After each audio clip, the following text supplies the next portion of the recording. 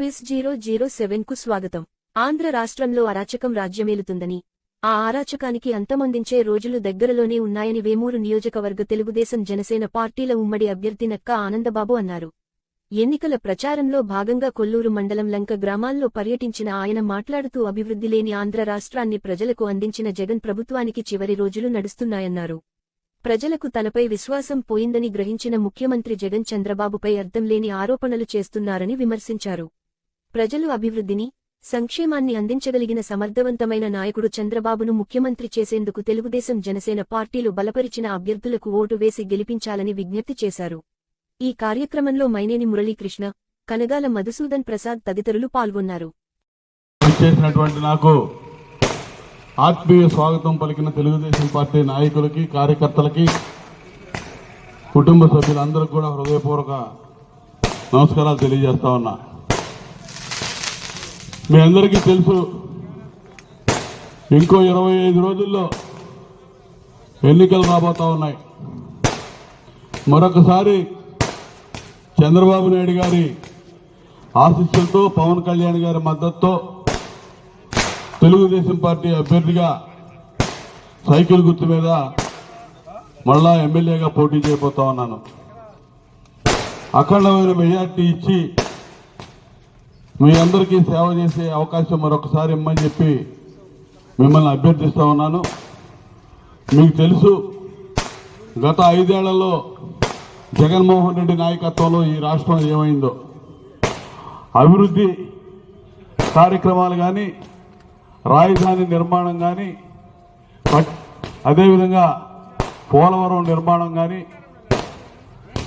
జరిగే పనులన్నీ కూడా ఎక్కడికెక్కడ ధ్వంసం చేశారు. అభివృద్ధి అంతా వెనక్కి నడుస్తూ వెళ్ళిపోయినటువంటి పరిస్థితి. విడిపోయిన రాష్ట్రంలో అనేక కష్టాలు ఉన్నప్పటికీ చంద్రబాబు నాయుడు గారి నేతృత్వంలో రాష్ట్రం ఎప్పుడూ లేని విధంగా అభివృద్ధి పదంలో అడుగులు వేస్తూ ముందుకు సాగింది. అదేవిధంగా సంక్షేమ కార్యక్రమాలు, అభివృద్ధి, సంక్షేమం 2 కళ్లుగా చంద్రబాబు నాయుడు గారు ముందుకు నడిపించాడు.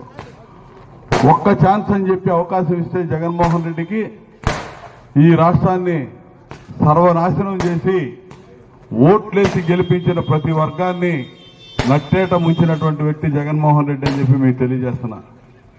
తను నేరస్తుడిగా ఉండి 16 నెలలు జైల్లో ఉండి ఆ కేసుల్ని ముందుకు సాగకుండా అధికారాన్ని అడ్డం పెట్టుకొని అధికారాన్ని తన సొంతానికి వాడుకుంటున్నటువంటి వ్యక్తి జగన్మోహన్ రెడ్డి. తన మీద కేసులు ఉన్నాయి కాబట్టి ఎదుటాడు కూడా నేరస్తులను చూపించాలని ఒక తాపత్రయంతో చంద్రబాబు నాయుడు గారి మీద అక్రమ కేసులు పెట్టి జైలుకి పంపించిన పరిస్థితులు మీరు చూశారు. ఏ ఆధారాలు లేకుండా, ప్రాథమిక ఆధారాలు కూడా లేకుండా చంద్రబాబు నాయుడు గారిని జైల్లో పెట్టి సునకానందం పొందినటువంటి వ్యక్తి జగన్మోహన్ రెడ్డి. 12 సిబిఐ కేసులు ఉన్నాయి. ఆ కేసుల్లో బయటపడటం ఇప్పుడప్పుడే ఆయన తరం కాదు. అధికారం పోతే శాశ్వతంగా జైలుకి వెళ్తాడు. కాబట్టి ఏదో విధంగా అధికారాన్ని నిలబెట్టుకోవడం కోసం అన్ని అడ్డదారులు తొక్కుతా ఉన్నాడు. విజ్ఞులైన మీరందరూ కూడా ఆలోచన చేయండి. ముఖ్యంగా ఈ లంక గ్రామాల ప్రజలు మొట్టమొదటి నుంచి కూడా తెలుగుదేశం పార్టీకి మీరందరూ ఎంతో అండదండగా ఉంటా ఉన్నారు. ఇవాళ మరొకసారి చంద్రబాబు నాయుడు గారి నాయకత్వాన్ని, పవన్ కళ్యాణ్ గారి నాయకత్వాన్ని బలపరుచుకొని ఈ రాష్ట్రంలో అధికారంలోకి మళ్ళా రావాల్సిన అవసరం ఉంది. మన కోసం కాదు, చంద్రబాబు నాయుడు గారి కోసం కాదు. చంద్రబాబు నాయుడు గారికి కొత్త ఏం కాదు ముఖ్యమంత్రి పదవి. ఇలా పదవుల కోసం కాదు, రాష్ట్రం కోసం, రాష్ట్ర యువత కోసం, ఈ గ్రామాల అభివృద్ధి కోసం, మన నియోజకవర్గ అభివృద్ధి కోసం మరొకసారి కూటమి అభ్యర్థిగా పోటీ చేస్తున్న నన్ను మీరు గెలిపిస్తారని చెప్పి నేను కొండంత ఆశతో ఉన్నాను. ఖచ్చితంగా మీకు తెలుసు, అపరిష్కృతంగా ఉన్నటువంటి సమస్యలన్నీ ఎన్నో మనం పరిష్కారం చేశాం. ఇవాళ నేను చెప్తా ఉన్నా, మొన్న చంద్రబాబు నాయుడు గారు చెప్పాడు కొల్లూరులో మీటింగ్లో, బహిరంగ సభలో, ఈ గ్రామాలకి, లంక గ్రామాలకి పోతాలంక ఎత్తిపోతల పథకం 50 కోట్ల రూపాయలు నిధులు వెచ్చించి తయారు చేశాం. ఇవాళ ఆ పథకం ఒక విధంగా కోనరిల్లుతూ ఉంది. దాన్ని మళ్ళా బాగు చేసుకుందాం. బ్యాక్ వాటర్తో ఇబ్బందులు వస్తూ ఉన్నాయి. లంక గ్రామాలన్నీ ఉప్పు నీటితో ఇబ్బంది పడిపోతా ఉన్నారు. వెనక్కి కొడతా ఉంది సముద్రం బ్యాక్ వాటర్ అని చెప్పి చెక్ డ్యామ్ కడతామని చెప్పి వైఎస్ఆర్సీపీ అధికారంలోకి వచ్చిన మొదటి 2 నెలల్లోనే వాళ్ళు అక్కడ శంకుస్థాపన చేశారు. సిగ్గు లేదు వాళ్ళకి. పోతర్లంకకి శంకుస్థాపన చేశారు. శంకుస్థాపన రాయి ఉంటే మనం వచ్చి పూర్తి చేశాం దాన్ని. ఇవాళ దానికి ఒక శంకుస్థాపన చేసి పాలాభిషేకాలు చేయించుకున్నారు. చెక్ డ్యామ్ లేదు, ఏమి లేదు.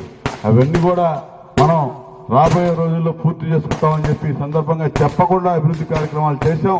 ఇలా గ్రామాల్లో కానీ, గ్రామాల్లో ఉన్నటువంటి పల్లెల్లో, ముఖ్యంగా దళిత వాడలో కానీ, బీసీ కాలనీలో కానీ సంపూర్ణంగా సీసీ రోడ్లు నిర్మాణం చేసుకొని గ్రామాలు పూర్తి స్థాయిలో అభివృద్ధి ఆ రోజున తెలుగుదేశం ప్రభుత్వ హయాంలో చేసుకున్నాం. ఈ ప్రాంతంలో ఉన్నటువంటి వ్యక్తులంతా కూడా 100% వ్యవసాయ ఆధార జీవనం సాగించేటటువంటి రైతాంగం మన ప్రాంతం. మరి గతంలో మన మీద గెలిచిన అతను ఏ విధంగా వెళ్ళిపోయాడో, పారిపోయాడో మీరు చూశారు. ఓటమిని స్వయంగా అంగీకరిస్తా ఉన్నారు. ఇప్పుడు ఎవరినో తీసుకొచ్చి ఇక్కడ పెట్టారు. మరి ఎక్కడి నుంచి వచ్చాడో కేరాఫ్ లేని వ్యక్తులు ఇక్కడ తయారయ్యి ఎవరెవరినో తీసుకొచ్చి ఈ ప్రాంతం అంతా కూడా అగమ్యగోచరంగా అయోమయం సృష్టించి, ఇక్కడ అలజడులు సృష్టించి, లేనిపోయిన వివాదాలు, విభేదాలు, కులాల మధ్య, వర్గాల మధ్య రెచ్చగొట్టే ధోరణితో ఇప్పటికే వ్యవహరిస్తా ఉన్నారు. గమనించండి, ఎక్కడి నుంచి వచ్చారు, అక్కడ వీళ్ళ చరిత్ర ఏంటి, ఆనందబాబు చరిత్ర ఏంటో, ఆనందబాబు ఏంటో మీకు గత 15 ఏళ్ల నుంచి చూస్తా ఉన్నారు. గెలిచినా ఓడినా ఏ ఇబ్బందులు లేకుండా, ఏ భేషజాలు లేకుండా మీలో ఒకటిగా కలిసిపోయే వ్యక్తిని మరి ఇప్పుడు గెలిచినటువంటి వ్యక్తి ఎట్టిపోయాడో చూడండి. ఇప్పుడు వచ్చిన వ్యక్తి ఆడ నుంచి వచ్చాడో ఆయన చరిత్ర ఏందో కూడా తెలుసుకొని మీరందరూ ఆలోచించండి. తెలుగుదేశం పార్టీ, జనసేన పార్టీ అభ్యర్థిగా పోటీ చేస్తున్నటువంటి నన్ను మరొక్కసారి మీరు సైకిల్ గుర్తు మీద ఓట్లేసి శాసనసభకి, అదేవిధంగా తెన్నేటి కృష్ణప్రసాద్ గారిని సైకిల్ గుర్తు మీద ఓటేసి పార్లమెంట్కి పంపించమని చెప్పి సందర్భంగా కోరుతూ మీ ఆదరాభిమానాలకి మీ అందరికీ పేరు పేరున ధన్యవాదాలు తెలియజేస్తూ సెలవు తీసుకుంటా ఉన్నా.